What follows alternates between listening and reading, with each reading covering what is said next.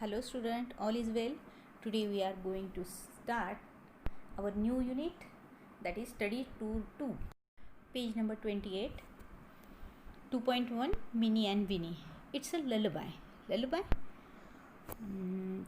तुम्ही मराठीमध्ये हे गाणं ऐकलं आहे का बरं? आठवा बरं. लिंबोणीच्या झाडामागे चंद्र झोपला ग बाई. कदाचित कुठेतरी लहानपणी तुम्ही ऐकलं असेल. हे छानसं अंगाई गीत आहे. आपल्या मराठीमध्ये अंगाई गीत आपण केव्हा गातो? जेव्हा एखाद्या छोट्या बाळाला झोपवायचं असेल तेव्हा आई गाणं म्हणते, हो की नाही? तर तसंच इंग्रजी भाषेमध्ये जे अंगाई गीत आहे, लहान बाळाला झोपवताना म्हणायचं गाणं, त्याला आपण म्हणतो ललबाय. तर या ठिकाणी एक ललबाय आहे, लहान मुलाचं अंगाई गीत आहे, मिन्नी अँड विन्नी. त्यामुळे तुम्हाला याला वेगवेगळ्या प्रकारे चाल देखील लावता येईल. चला आपण बघूया ते. तर मुलांनो, ललबाईचं हे वैशिष्ट्यच असतं की छोट्या बाळासाठी त्यात सुंदर सुंदर कल्पना केलेल्या असतात. प्रत्यक्षात जरी घडू शकत नसल्या तरी लहान मुलाच्या दृष्टीने छान छान चंद्र, तारे अशा पद्धतीच्या कल्पना असतात. लहान मुलाला गोड वाटावं, छान वाटावं. आणि विशेष म्हणजे यामध्ये रायमिंग जुळवलेले असतात, जेणेकरून त्यामध्ये गेयता यावी, ते छान चालीमध्ये गाता यावं आणि लहान बाळाला झोप लागावी. अर्थाच्या दृष्टीने फारसा त्यामध्ये महत्त्व नसतं. Minnie and Winnie slept in a shell. Sleep, little ladies, and they slept well. Pink was the shell within, silver without. Sound of the great sea wandered about. Sleep, little ladies, wake not soon. Echo on echo dies to the moon.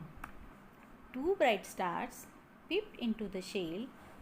What was they dreaming of? Who can tell? Started a green linen out of the croft. Wake little ladies, the sun is aloft. Poem आपण read केली आहे. This poem is written by Alfred Lord Tennyson. या पोएममध्ये काही word आहेत जे तुम्हाला एखाद्या वेळेस अनफॅमिलियर वाटतील, ते तिथे दिले आहेत. बघा, आपण बघूयात ते. Without, outside. Dies to the moon. This line tell us that the sound travels far away, right up to the moon. By they became faint as they travel. म्हणजे खूप दूरवरून जेव्हा आवाज आपल्याला येतो, कमी कमी कमी होत, तर तशा प्रकारच्या साऊंडला आपण असं म्हणू शकतो, dies to the moon. Shell, here it means a sea shell, जे आपल्याला पिक्चरमध्ये दिसते ते समुद्रातला शिंपला. क्रोफ्ट, अ स्मॉल फार्म, छोटंसं शेत. Aloft, up in the air, वर येणे, उगवणे, सनराईज होणे. Echo, a sound that is heard again, जो आवाज पुन्हा पुन्हा ऐकायला येतो, ज्याला आपण मराठीत प्रतिध्वनी म्हणतो. Echo on echo means that the sound are heard again and again. Echo and echo म्हणजे एखादा आवाज पुन्हा पुन्हा ऐकायला येणारा. Peeped, look quickly without making any noise, हळूचकन पटकन डोकावणे, फार कोणालाही समजू न देता, त्याला म्हणतात पिप्ड.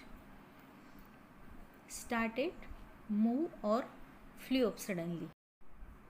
बघू आपण पोएममध्ये काय सांगितलं आहे. तसं मी तुम्हाला पूर्वीच सांगितलं आहे की ललबाई जे आहेत ते अर्थापेक्षा ते गाण्याच्या दृष्टीने जास्त त्यामध्ये इम्पॉर्टन्स दिलेलं असतं. म्हणजे रायमिंग वर्ड जुळवलेले असतात, जेणेकरून त्याच्यामध्ये थोडीशी गेयता यावी, ते गाता यावेत. बघा पहिला stanza. Minnie and Winnie slept in a shell. Sleep little ladies and they slept well.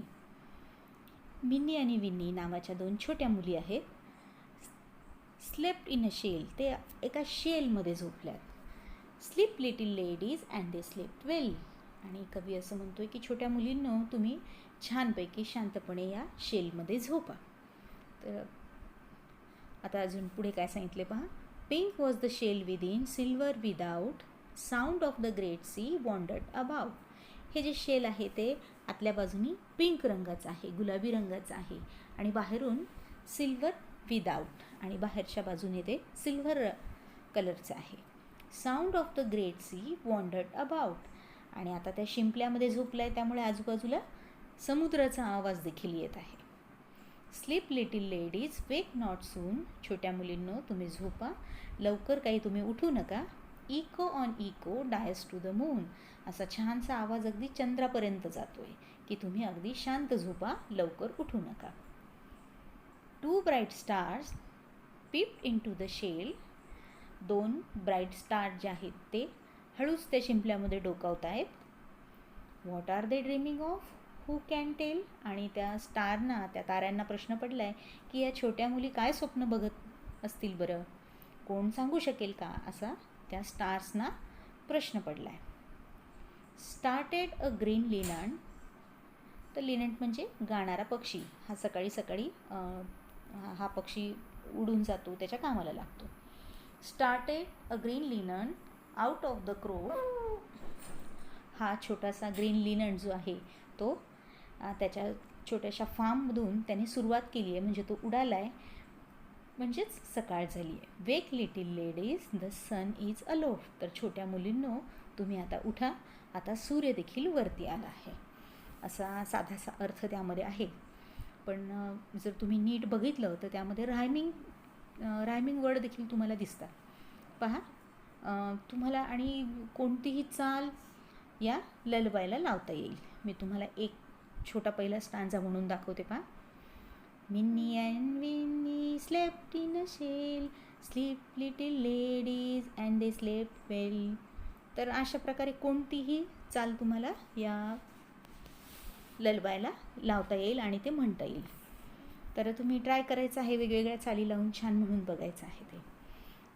तर पहिल्याच स्टांजामध्ये बघा, शेल, वेल असे रायमिंग वर्ड आहेत. प्रत्येक स्टांजामध्ये तुम्हाला रायमिंग वर्डच्या पेअर्स तिथे दिसतील. त्या फाइंड आउट करायच्या तुम्ही. क्वेश्चन आन्सरमध्ये आपल्याला तशा प्रकारचे क्वेश्चन विचारलेलेच आहे. असं करूया आपण, ते लगेच आता पाहूयात. पहा, first question, learn the poem by heart and recite it. ही जी पोएम आहे ती अगदी लर्न करायची आहे बाय हार्ट. म्हणजे जेव्हा आपण एखादा ललबाय गातो, आई ती किती प्रेमाने गाते की नाही आई आपल्या लहान मुलांसाठी, तर तशीच अगदी प्रेमाने तुम्ही गायची आहे, तशीच तुम्ही रिसाईट देखील करायची आहे, लर्न करायची आहे, अगदी मनापासून, हर्टपासून, तुमच्या हृदयापासून. त्यानंतर सेकंड क्वेश्चन आहे, पहा, find the rhyming word from the poem. पोएममधून ह्या शब्दांचे रायमिंग वर्ड तुम्हाला शोधायचे आहेत, या वर्डचे. आता बघा, पहिला मी तुम्हाला आत्ताच सांगितला होता शेल. शेलला कुठला रायमिंग वर्ड आहे? वेल. रायमिंग वर्ड कोणाला म्हणायचं? ज्यांचे राईम जुळतात, ज्यांचे उच्चार जुळतात. शेल, वेल, हो की नाही? फन, गन, अशा प्रकारचे शब्द. आता बघा, पुढे 4 शब्द आहेत, तुम्ही स्वतः ते फाइंड आउट करायचे. थर्ड क्वेश्चन बघा, from the poem copy the following words. पोएममधून खाली दिलेले जे शब्द आहेत ते तुम्हाला कॉपी करायचे आहेत. Words that begin with S. यसनी बिगिन होणारे शब्द, ज्या शब्दांची सुरुवात यसने होते, असे सगळे शब्द कॉपी करायचे आहेत. Second, 3 pairs of opposite. याच्यामध्ये अपोजिटच्या, विरुद्धार्थी शब्दांच्या 3 पेअर्स आलेले आहेत, त्या तुम्ही फाइंड आउट करायच्या आणि इथे लिहायच्या. त्यानंतर words that have the letter L. असे वर्ड्स ज्यांच्यामध्ये यल लेटर आहे, असे वर्ड्स फाइंड करायचे पोएममधून आणि इथे लिहायचे. अजून 4 things you may see in the sky. कोणत्याही 4 गोष्टी ज्या तुम्हाला स्कायमध्ये दिसतात, आकाशात दिसतात. ओके, खूप सोपे सोपे क्वेश्चन आहे.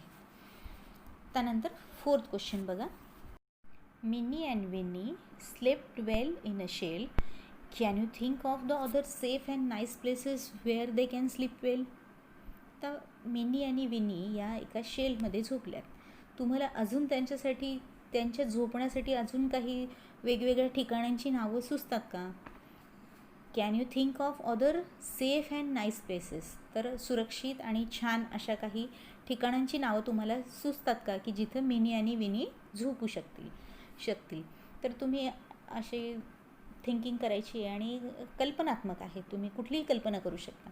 जसं की एखाद्या फ्लॉवर बेडवरती, फुलांच्या गादीवरती त्या झोपू शकतील. अशा प्रकारे छान छान सुंदर सुंदर कल्पना केल्या तरी चालतील. ओके, तर त्या तुम्ही इथे लिहायच्यात 4th क्वेश्चनमध्ये. त्यानंतर 5th क्वेश्चन बघा, find and copy the following from the poem. पोएममधून आपल्याला या गोष्टी शोधायच्या आहेत. बघा कुठल्या? 2 स्टेटमेंट्स. 2 स्टेटमेंट. आपण सेंटेन्सचे टाईप शिकलोत मागे. 2 क्वेश्चन्स, 2 क्वेश्चन्स, 2 कमांड्स आणि 2 कमांड्स. इम्परेटिव्ह सेंटेन्स, आज्ञार्थी वाक्य. तर स्टेटमेंट याची रचना साधी असते, जसं की आय ॲम अ गर्ल. हो की नाही, जे सब्जेक्टपासून सुरुवात होते आणि ज्याला साधं वाक्य आपण म्हणतो, तुम्हाला ओळखायला येतात ते. त्याच्यानंतर 2 क्वेश्चन पोएममध्ये आलेले आहेत, तर त्यातून 2 क्वेश्चन तुम्ही फाइंड करायचे. क्वेश्चन शोधणं सगळ्यात सोपं आहे, हो की नाही. त्याच्यापुढे क्वेश्चन मार्क असतो. आणि 2 कमांड्ससुद्धा शोधायला खूप सोप्या असतात, कारण त्याची जी सुरुवात असते ती व्हर्बने होते, क्रियापदाने होते. स्लेप्ट इन अ शेल, आता कशी सुरुवात झाली पहा, स्लेप्ट. तर स्लेप्ट हे काय आहे, क्रियापद आहे की नाही, व्हर्ब आहे. तर किंवा कम हेअर, शट द डोर या कमांड आहेत. तर अशा प्रकारे इथं कोणत्या कमांड आलेल्या आहेत पोएममध्ये त्या तुम्ही फाइंड करायच्यात. कोणत्याही 2 या ठिकाणी लिहायच्या आहेत इथे.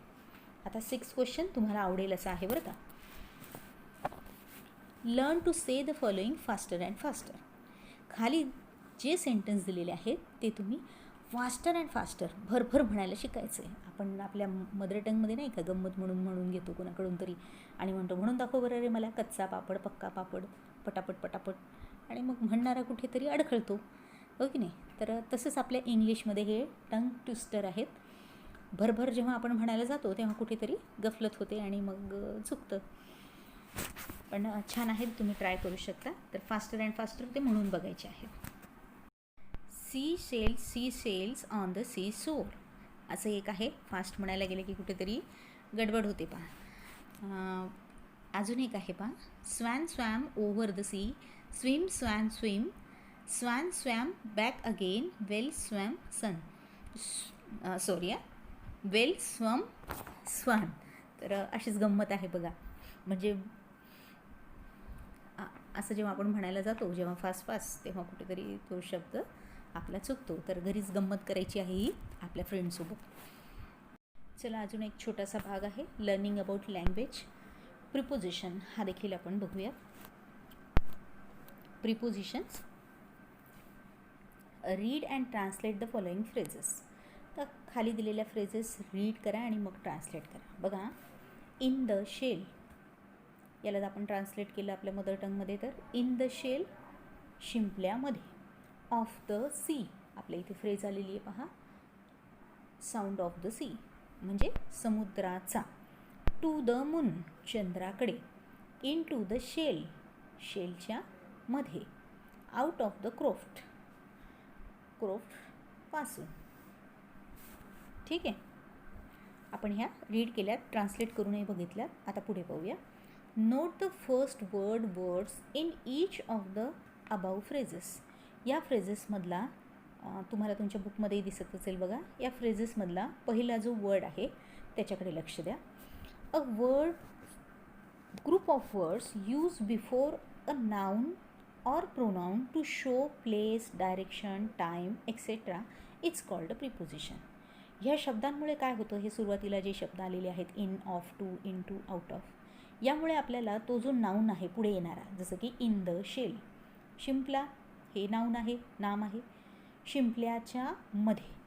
तर ह्या शिंपल्याबद्दल आपल्याला एकतर काय होतं आहे, काहीतरी प्लेस समजते, ठिकाण समजते, डायरेक्शन समजते, टाईम समजतो, असं काहीतरी आपल्याला त्या नाऊनची थोडक्यात आपण म्हणून नाऊनची पोझिशन समजते. पोझिशन, जरा प्री शब्दाला जर थोडंसं वेगळं केलं तर कोणता शब्द राहतो आहे शिल्लक, पोझिशन. हे प्रिपोजिशन असे असतात की जे आपल्याला नाऊनची पोझिशन दाखवतात. खरं म्हणजे वेगळी डेफिनेशन अशी लर्न करण्याची गरज नाही, त्या शब्दामध्येच त्याची डेफिनेशन आहे. लक्षात येते. Write 2 phrases each using the following preposition. आता तुम्ही खाली दिलेले प्रिपोजिशन यूज करून अजून काही फ्रेजेस बनवायचे आहे. म्हणजे वर जसं दिलेले पहा, इन द शेल, जसं इन घेऊन तुम्ही अजून बनवायचं. समजा इन द बॅग, लक्षात येते. ऑन, आता ऑन हे प्रिपोजिशन आहे बघा, आपल्याला पोझिशन सांगते. ऑन द टेबल, टेबलावर, हो की नाही, बॅगमध्ये. तर इन शब्द तुम्हाला चांगला परिचित आहे. प्रिपोजिशन हे इन म्हणजे मध्ये, ऑन वर, ॲट. आता आपण टाईम सांगताना बघा ॲट वापरतो, ॲट 12 o'clock, ऐकलं की नाही. ऑफ ची एखादा जेव्हा आपण संबंध दाखवतो, जसं इथे आहे पहा, साऊंड ऑफ द सी, समुद्राचा आवाज, तेव्हा ऑफ. फ्रॉम, च्यापासून, फ्रॉम द स्कूल. टू, समजा कडे, इथे कसं आहे, to the moon, to the school, अशा प्रकारे. इन टू म्हणजे मध्ये.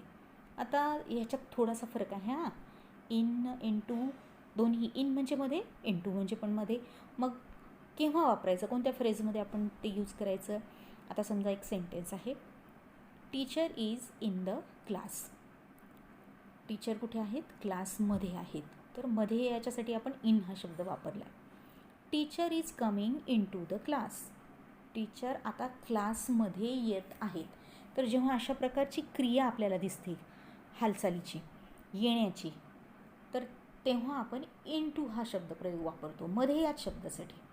पहिलं वाक्य काय होतं, teacher is in the class, शिक्षक क्लासमध्ये आहेत, तो पण मध्ये. परंतु दुसरं सेंटेन्स काय होतं, teacher is coming into the class, शिक्षक वर्गामध्ये येत आहेत. येण्याची क्रिया आहे म्हणजे ते बाहेरून मध्ये येत आहेत. तेव्हा अशा प्रकारची जेव्हा कुठेतरी ॲक्शन घडते, हालचाल असते, तेव्हा इन ऐवजी इन टू यूज करायचा. त्यानंतर पुढचं आहे प्रिपोजिशन आउट ऑफ. तुम्ही वापरता हा शब्द. टेस्ट खूप सोपी होती, मला की नाही 20 आउट ऑफ 20 मार्क पडले. तर तोच हा आउट ऑफ आहे. याच्यापासून सुद्धा तुम्ही फ्रेज तयार करायची आहे आणि त्या या ठिकाणी लिहायच्या आहेत. सर्व क्वेश्चन आन्सर क्लासवर्कच्या नोटबुकमध्ये लिहायचे आहेत आणि दीक्षा ॲपवरती या संदर्भात 3-4 व्हिडिओ आहेत, ते देखील तुम्ही व्यवस्थित बघायचे आहेत. हेच क्वेश्चन आन्सर त्यामध्ये रिपीट केलेले आहेत. तुम्हाला इथल्या प्रत्येक क्वेश्चनचा आन्सर त्यामध्ये मिळेल. ओके, छान अभ्यास करायचा आहे. लवकरच आपण याच्यावर टेस्ट घेणार आहोत.